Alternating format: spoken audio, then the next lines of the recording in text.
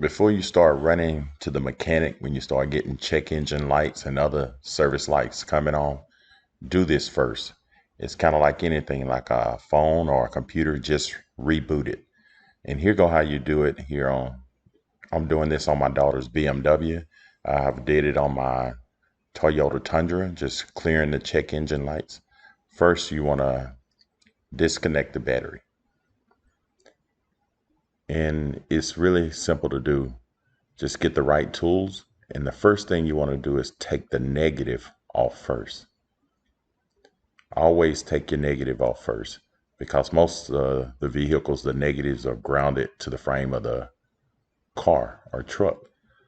So if you're taking the positive off and the negative is still on, your tool may accidentally touch the frame and you can get a spark and cause a lot of problems.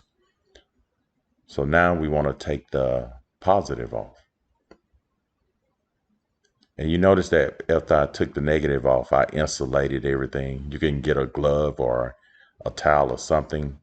Just make sure everything's insulated. And once I remove the positive, I took my alligator clips and connected the positive and the negative together. And you don't want to do this while the battery is on. Once these are disconnected, this is how you do it, and you drain the power. Leave it on for about 10 minutes and take it loose. And now the only thing you need to do is just put your battery terminals back on. And now you do everything in reverse.